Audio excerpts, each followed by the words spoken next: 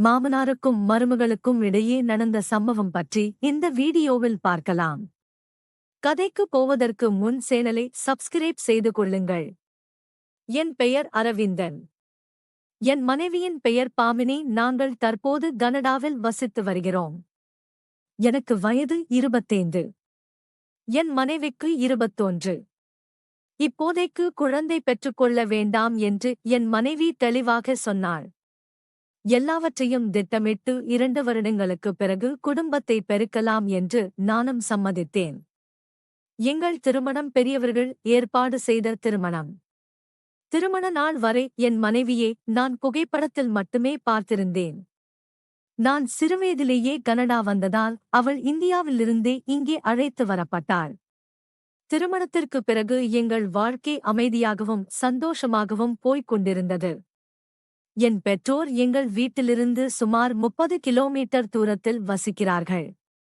ஒரு காலகட்டத்தில் என் அம்மாவுக்கு உடல்நலம் சரியில்லாமல் மருத்துவமனையில் அனுமதிக்கப்பட்டார். அந்த நாட்களில் என் அப்பா எங்கள் வீட்டில் தங்கியிருந்தார். என் அப்பாவும் நானும் நண்பர்கள் போலவே பழகுவோம். நான் வேலைக்கு சென்றுவிட்டால் வீட்டில் அப்பாவும் என் மனைவியும் மட்டுமே இருப்பார்கள். ஒரு நாள் நான் வேலைக்கு சென்று அரை நாள் விடுப்பு எடுத்துக்கொண்டு திடீரென வீட்டுக்கு திரும்பினேன். வீட்டுக்குள் நுழையும்போது சமையலறையில் இருந்து சிரிப்பு சத்தம் கேட்டது. இயல்பாகவே நான் அங்கே என்ன நடக்கிறது என்று பார்க்க நின்றேன். என் அப்பாவும் என் மனைவியும் நெருக்கமாக பேசிக் கொண்டிருந்தார்கள். அவர்கள் இருவருக்கும் இடையில் தேவையற்ற அளவுக்கு நெருக்கம் இருப்பதை நான் கவனித்தேன். அங்கே நடப்பதை பார்த்த எனக்கு இரத்தம் உறைந்துவிட்டது போல இருந்தது. நான் தெய்வமாக மதித்த தந்தையும் என் உயிராக கருதிய மனைவியும் இப்படி ஒரு நிலையில் இருப்பார்கள் என்று நான் கனவிலும் நினைக்கவில்லை. கோபமும் ஆத்திரமும் ஒரு புறம் இருந்தாலும் அதைவிட ஒரு பெரிய ஏமாற்றம் என்னை வாட்டியது. நான் மெல்ல அங்கிருந்து நகர்ந்து அவர்கள் கவனிக்காத வண்ணம் மீண்டும் வெளிக்கதவை திறந்து சத்தமாக உள்ளே நுழைந்தேன். நான் வரும் சத்தம் கேட்டதும் சமையலறைக்குள் ஒரு நிமிடம் நிசப்தம் நிலவியது. அப்பா பதற்றத்துடன் தனது ஆடைகளை சரிசெய்து கொண்டு ஹாலுக்கு ஓடி வந்தார். என்னப்பா சீக்கிரம் வந்துட்ட என்று தடுமாற்றத்துடன் கேட்டார். அவரது முகத்தில் இருந்த பதற்றம் அவர் செய்த தவறை அவரே உணர்ந்ததை காட்டியது.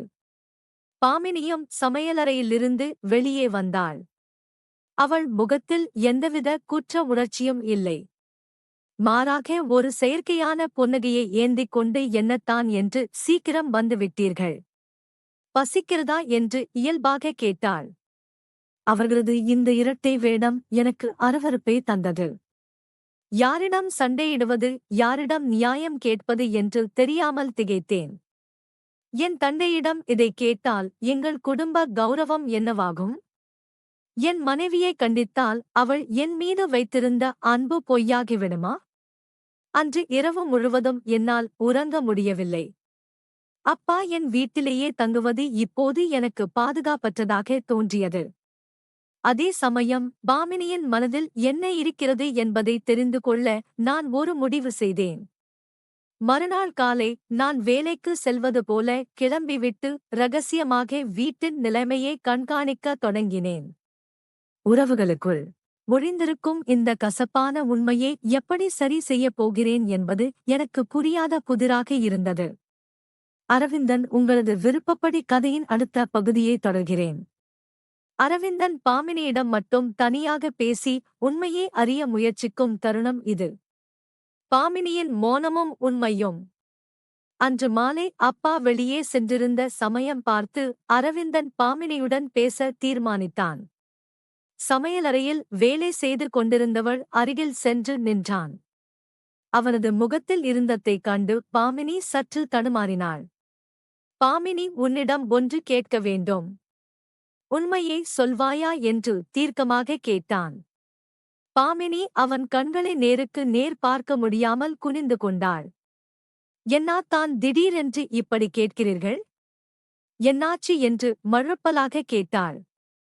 நேற்று மதியம் நான் வேலைக்கு சென்றுவிட்டு சீக்கிரம் வந்தபோது நீயும் அப்பாவும் பேசிக் கொண்டிருந்ததை நான் பார்த்தேன். உங்கள் இருவருக்கும் இடையே என்ன நடக்கிறது பாமினி? நான் உன்னை உயிராகத்தானே நேசித்தேன். உனக்கு என்ன குறை வைத்தேன் என்று அரவிந்தன் ஆதந்தத்துடன் கேட்டான்.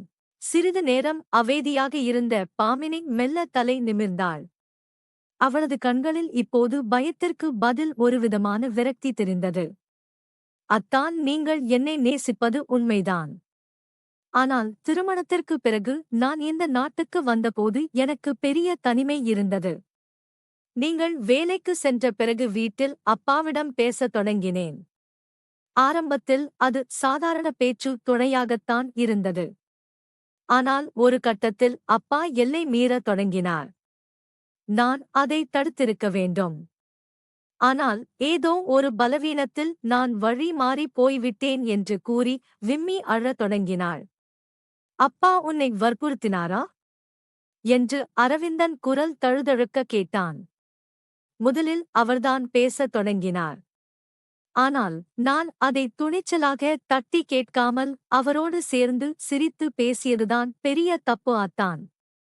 உங்கள் முன்னால் நடிக்க எனக்கு பிடிக்கவில்லை. ஆனால் நடந்ததை சொல்லவும் பயமாக இருந்தது என்று கூறி அரவிந்தனின் கைகளை பிடித்துக் கொண்டாள். அரவிந்தனுக்கு இப்போது பெரிய குழப்பம். தன் தந்தையின் தவறையும் மனைவியின் பலவீனத்தையும் எப்படி கையாள்வது? குடும்பம் சிதறாமல் இருக்க அவன் என்ன முடிவெடுக்கப் போகிறான்? அரவிந்தன், உங்களது விருப்பப்படி கதையின் இறுதிப் பகுதியை தொடர்கிறேன். அரவிந்தன் நிதானமாக ஆனால் உறுதியாக ஒரு முடிவெடுக்கும் தருணம் இது. ஒரு புதிய தொடக்கம். பாமினியின் ஒப்புதல் வாக்கு முறத்திற்கு பிறகு அரவிந்தன் நீண்ட நேரம் யோசித்தான். கோபப்பட்டு கத்துவதால் நிலைமை இன்னும் மோசமாகும் என்பதை அவன் உணர்ந்தான். அதே சமயம் தன் குடும்ப அமைதியை குலைப்பதை அவன் விரும்பவில்லை. அன்று மாலை அப்பா வெளியே சென்றிருந்த சமயம் பார்த்து அரவிந்தன் பாமினியிடம் பேச தீர்மானித்தான். எப்பா, அம்மாவுக்கு இப்போது உடல்நிலை தேறிவிட்டது. நாளை உங்களை ஊருக்கு அழைத்துச் சென்று விடலாம் என்று இருக்கிறேன். இங்கே உங்களுக்கு போரடிக்கும். அம்மாவுக்கு துணையாக நீங்கள் அங்கே இருப்பதுதான் சரி என்று முகத்தில் அடித்தார் போல கூறினான். தந்தை அரவிந்தனின் கண்களை பார்த்தார்.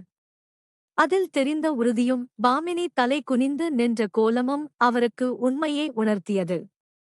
தான் செய்த தவறு மகனுக்கு தெரிந்துவிட்டது என்பதை புரிந்து கொண்ட அவர் அதற்கு மேல் அங்கே ஒரு நிமிடம் கூட இருக்க விரும்பவில்லை. சரிப்பா, நீ சொல்வதுதான் சரி, நான் கிளம்புகிறேன் என்று மௌனமாக தனது துணிகளை எடுத்து வைத்தார். அடுத்த நாள் காலையிலேயே அப்பாவை தனது காரில் அழைத்து சென்று அவர் வீட்டில் விட்டுவிட்டு வந்தான். திரும்பும் வழியில் அவரது மனம் கனமாக இருந்தாலும் ஒரு தெளிவு பிறந்தது. வீட்டிற்கு வந்ததும் பாமினியை அழைத்து அமர வைத்தான். பாமினி உறவுகளுக்குள் விரிசல் விழுவது எளிது, ஆனால் அதை சரி செய்வது கடினம். அப்பா செய்த தவறுக்கு நீயும் துணை போனது எனக்கு பெரிய வலியே தந்தது. இருந்தாலும் நம் வாழ்க்கையை ஒரு வாய்ப்பு கொடுத்து பார்க்க நான் விரும்புகிறேன். கடந்த காலத்தை இங்கேயே புதைத்து விடுவோம். மீண்டும் இப்படி ஒரு தவறு நடந்தால் நம்மால் ஒன்றாக வாழ முடியாது என்று எச்சரிக்கையுடன் கூடிய அன்பை சொன்னான். பாமினி அவன் கால்களை பிடித்து கொண்டு அழுதாள். நிச்சயமாக அத்தான், இனி என் வாழ்க்கையில் உங்களை தவிர வேறு யாருக்கும் இடமில்லை. நான் செய்த தவறுக்கு காலம் முழுவதும் பரிகாரம் தேடுவேன் என்று உறுதி அளித்தாள். இருவருக்கும் இடையே இருந்த கசப்பு மெல்ல மறையத் தொடங்கியது. ஒருவருக்கொருவர் உண்மையாக இருக்க வேண்டும் என்று புரிதலோடு அவர்கள் கனடாவில் தங்களது புதிய வாழ்க்கையை நம்பிக்கையுடன் தொடர்ந்தனர்.